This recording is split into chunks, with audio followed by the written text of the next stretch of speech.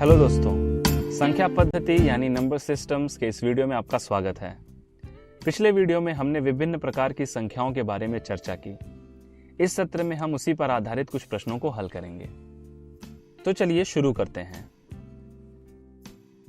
सभी प्राकृतिक संख्याएं परिमेय संख्याएं होती हैं, लेकिन सभी परिमेय संख्याएं प्राकृतिक संख्याएं नहीं होती। आपको बताना है कि दिया हुआ कथन सही है या नहीं। आप प्रश्न का जवाब सोचने के लिए वीडियो को पॉज भी कर सकते हैं। सभी प्राकृतिक संख्याओं यानी 1, 2, 3, 4 इत्यादि को हम परिमेय संख्याएं कह सकते हैं, क्योंकि इन्हें भी हम पूर्णांकों के अनुपात के रूप में इस प्रकार लिख सकते हैं: 1/1, 2/1, 3/1, 4/1 इत्यादि। यानी सभी प्राकृतिक संख्याएं परिमेय संख्याएं होती हैं। अब देखना है कि क्या सभी परिमेय संख्याएं प्राकृतिक संख्याएं होती हैं। एक परिमेय संख्या लेते हैं 4/3। क्या यह प्राकृतिक संख्या है? यदि यह 4/3 न होकर 4/2 होता तो उसे हम भाग देकर 4/2 = 2 लिखकर कहते कि यह प्राकृतिक संख्या है।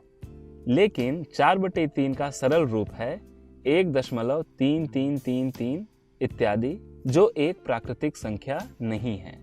यानी यह कथन सही है कि सभी प्राकृतिक संख्याएं परिमेय संख्याएं होती हैं, लेकिन सभी परिमेय संख्याएं प्राकृतिक संख्याएं नहीं होती। सभी विषम संख्याओं के वर्गमूल अपरिमेय संख्याएं होती हैं। बताइए कि यह कथन सही है या गलत।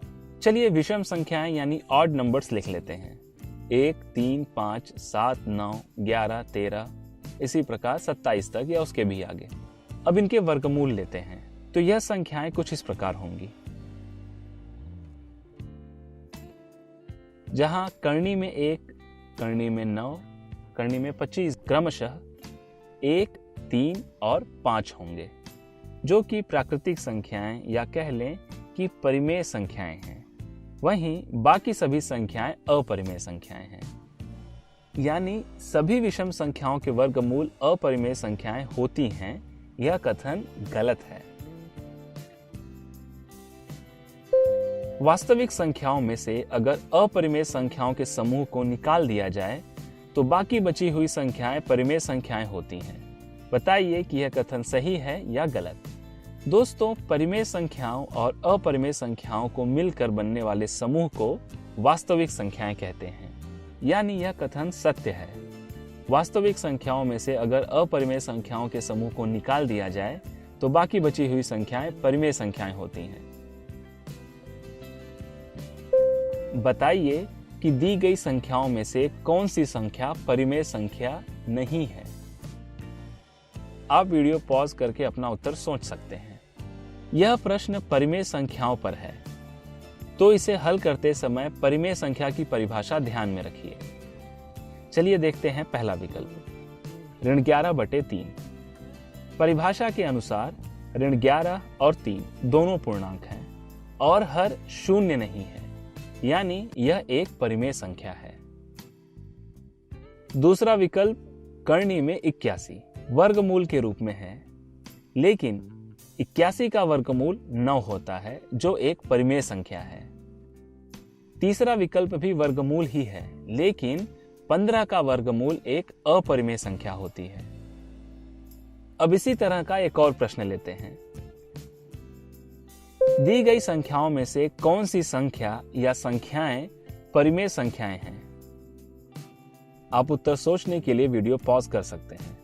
चलिए देखते हैं पहला विकल्प, करनी में 27। दोस्तों, 27 का वर्गमूल कोई पूर्ण संख्या नहीं होती है, इसलिए यह परिमेय संख्या नहीं है। अब अगला विकल्प, ऋण करनी में 25। यहां हम 25 का वर्गमूल निकालकर 5 लिखकर फिर ऋण का चिन्ह लगाएंगे, तब यह होगा ऋण 5, जो एक परिमेय संख्या है। चलिए आगे बढ़ते हैं अगले विकल्प की ओर, 27 का घनमूल। दोस्तों, यहां हमें वर्गमूल नहीं बल्कि घनमूल पूछा जा रहा है, और 27 का घनमूल 3 होता है, जो एक परिमेय संख्या है। दोस्तों, घनमूल और वर्गमूल पर ध्यान दें। चलिए अब लेते हैं आखिरी विकल्प, करनी में 8 गुणे करनी में 2। यहाँ 8 का वर्गमूल और 2 का वर्गमूल दोनों ही अपरिमेय संख्याएं हैं, लेकिन इसे हम इस प्रकार भी लिख सकते हैं।